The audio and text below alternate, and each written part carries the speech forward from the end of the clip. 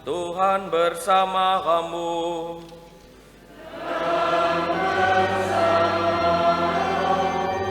Inilah Injil suci menurut Lukas.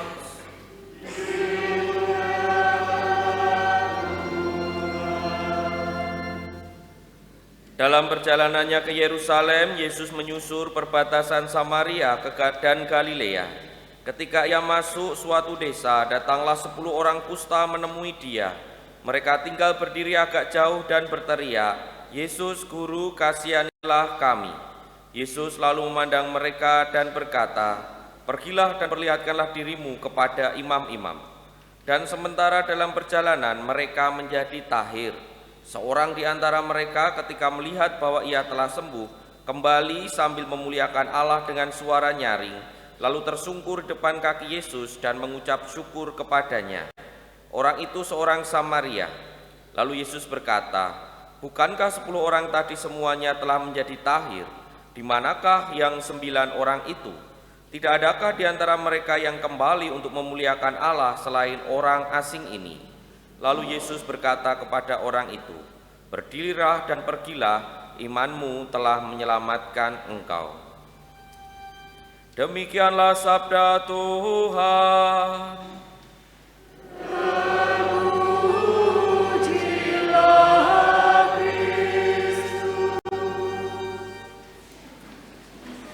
Bapak, Ibu, dan saudara-saudari yang terkasih dalam Tuhan, bacaan Injil hari ini dan bacaan pertama itu berkaitan dengan penyembuhan dari sakit kusta. Pada bacaan pertama, Naaman disembuhkan oleh Nabi Elisa, sementara dalam bacaan Injil Yesus menyembuhkan 10 orang kusta. Dan penyembuhan itu akhirnya diakhiri dengan Yesus sedikit mempertanyakan kenapa 10 orang yang sembuh tetapi hanya 1 orang yang kemudian datang dan berbalik kepada Yesus lalu mengucapkan syukur. Tentu ini menjadi pertanyaan nanti dalam renungan kita juga, sejauh mana kita mensyukuri apa yang terjadi dalam kehidupan kita sehari-hari, baik sekarang maupun yang dahulu. Dari kisah Injil tadi kita melihat sebenarnya orang-orang yang sakit kusta ini bukan orang yang jahat. Mereka mempunyai iman yang kuat kepada Yesus. Coba kita lihat pelan-pelan kisahnya. Yesus masuk ke suatu desa, di situ ada 10 orang kusta. Mereka berdiri agak jauh, ya social distancing. Karena dulu itu sakit kusta itu memang cukup mengerikan, kalau sampai menderita sakit kusta itu sakit fisik tetapi juga sekaligus sakit sosial. Kenapa? Karena fisiknya sakit, kusta, kemudian ya gatal, ya nanti bisa mereteli dan lain sebagainya. Juga tidak boleh berada di perkampungan begitu, harus terpisah. Dan bajunya itu harus cabik-cabik, kalau bahasa kitab suci itu bajunya harus cabik-cabik. Lalu dia kemana-mana harus bawa lonceng, bukan lonceng gereja ya, itu ya berat. Maksudnya lonceng kecil itu kalau jalan itu lalu kelinting-kelinting gitu loh, biar tahu kalau di situ ada orang kusta. Ya itu sama kayak dulu kita pas masa COVID-19 itu kan kalau ada yang positif, orang lain langsung, "Aduh, jangan mendekat." Sudah sakit dijauhi lagi. Itu kan sakit fisik tetapi juga sekaligus sakit sosial. Maka mereka memintanya dari jauh, tidak berani mendekat juga. Yesus didekati, saya nggak tahu kalau Yesus dekati akan pergi atau malah mendekat. Tapi kayaknya mendekat sih kalau melihat Yesus sendiri. Maka kemudian Yesus memerintahkan ini, "Pergilah dan perlihatkanlah dirimu kepada imam-imam." Mengapa begitu? Karena kalau mau dinyatakan sembuh dari kusta itu harus ada imam yang menyatakan bahwa orang yang sebelumnya sakit kusta sekarang sudah tahir. Jadi maka Yesus memerintahkan itu. Tapi mereka ini sebenarnya masih kusta atau enggak ketika diperintahkan itu? Masih kan? Tapi kok pergi kepada imam? Ini hal yang tadi saya katakan, sebenarnya 10 orang ini punya iman yang kuat kepada Yesus. Karena belum disembuhkan, mereka berani untuk pergi menuju kepada para imam. Kalau misalnya sembuh sih nggak masalah, tapi kalau nanti sudah di depan imam, "Aku sudah sembuh," misalnya gitu ya, masih kusta kok, bisa saja toh. Tapi mereka dengan spontan langsung pergi kepada kepercayaan Yesus pasti menyembuhkan dan sembuh benar.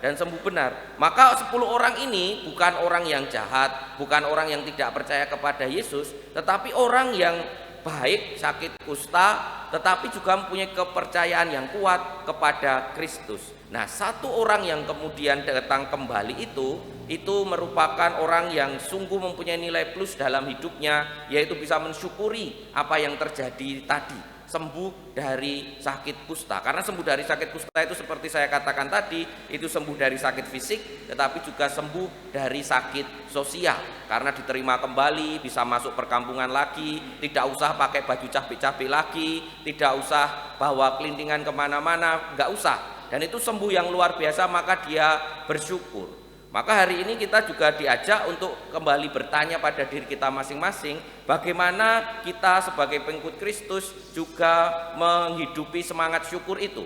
Mungkin kita ini orang baik, orang yang sungguh beriman kepada Kristus, tetapi kadangkala kemudian kurang menghidupi rasa syukur. Bukan syukur ya, tapi syukur. Kalau syukur itu kan syukur aku, bukan itu, tapi syukur. Bagaimana kita bersyukur? Bersyukur itu bahasa Jawane bersyukur, muji syukur, berterima kasih. Kalau gampangannya bagaimana kita terus bisa menyadari bahwa kasih Tuhan itu ada dalam kehidupan kita. Menarik kalau beberapa kali saya makan bareng misalnya, atau pokoknya makan bersama gitu ya. Kalau sebelum makan itu biasanya berdoa, tetapi sesudah makan kadang cuma do tanda salib.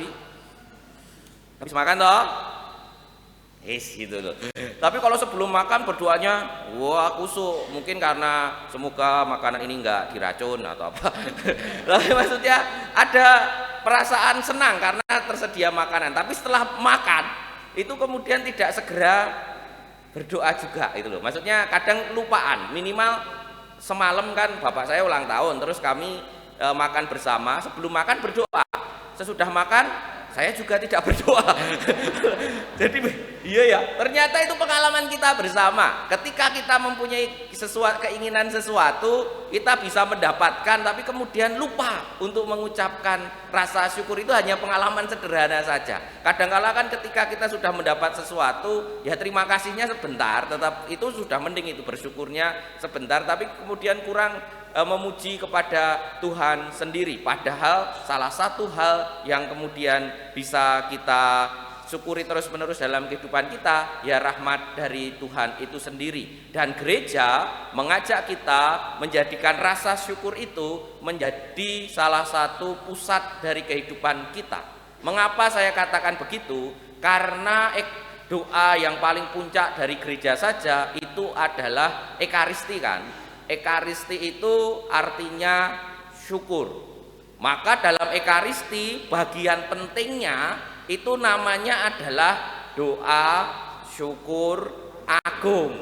Bukan doa mohon agung, bukan doa tobat agung, tapi doa syukur agung. Itu untuk mengatakan apa? Mari kita menghidupi rasa syukur itu sebagai pusat hidup kita. Karena sebagai dengan rasa syukur kita bisa menjadi pribadi yang lebih baik, menjadi orang yang mengikuti Kristus dengan lebih baik. Karena kita bisa menjadi melihat sisi positif dari rahmat Tuhan maupun sisi positif dari tantangan yang diberikan Tuhan. Mengapa demikian? Karena salah satu level syukur yang lebih tinggi adalah bisa mensyukuri kejadian-kejadian yang mungkin tidak baik untuk kita. Minimal itulah yang saya rasakan. Ketika berhasil mensyukuri kejadian yang tidak kita inginkan, akhirnya menjadi pribadi yang lebih baik. Dulu sebelum saya masuk seminari, saya ini orangnya pendiam. Ra percaya mesti doa ya. Tapi memang begitu, pendiam. Lalu auranya itu gelap gitu loh. Auranya itu gelap. Bukan karena hitam, tapi maksudnya itu piye ya, pokoknya jegadul kemana-mana, cemberut, lalu susah didekati dan lain sebagainya. Itu menurut saya dan menurut teman-teman yang lainnya. Lalu tidak percaya diri, pendiam sekali pokoknya, tapi pendoa. Waduh. Lo kan ketawa toh. Kalau yang baik itu saya ditertawakan pasti. Tetapi kemudian saya mendapat pengolahan secara khusus bagaimana mensyukuri pengalaman-pengalaman yang kurang baik dalam masa kecil saya. Karena di masa kecil saya dibully oleh teman-teman karena kecil, hitam gitu ya. Mana panggilannya dulu gudel gitu loh, karena kecil hitam gitu. Masa kecilnya panggilannya itu. Dan ketika berhasil mensyukuri pengalaman yang tidak menyenangkan itu, pada akhirnya bisa menjadi pribadi yang lebih baik. Dari pendiam sekarang nggak bisa diam, tidur aja bicara kadang-kala tadi ya itu. Kemudian dari auranya gelap, sekarang mending lah, ada aura kasih sedikit lah, ada itu. Tapi maksudnya itu ada perubahan besar. Dan akhirnya yang paling membuat merasa saya berubah adalah dulu melihat orang lain itu sebagai ancaman, sekarang bisa menjadi berkat. Itu yang menentukan menjadi perubahan sikap. Karena hanya satu hal, bisa mensyukuri pengalaman-pengalaman yang kurang baik dalam kehidupan sebelumnya, sehingga menjadi lebih positif dalam memandang dunia, dalam memandang orang lain juga. Maka Bapak Ibu dan saudara-saudari yang terkasih dalam Tuhan, hari ini Yesus mengajak kita untuk mensyukuri hidup kita. Gereja juga sudah mengajak kita untuk mensyukuri hidup kita. Maka mari kita bertanya, sejauh mana kita menghayati rasa syukur itu dalam hidup kita sehari-hari, rahmat yang diberikan Tuhan maupun tantangan yang juga pernah kita alami. Kita hening sejenak.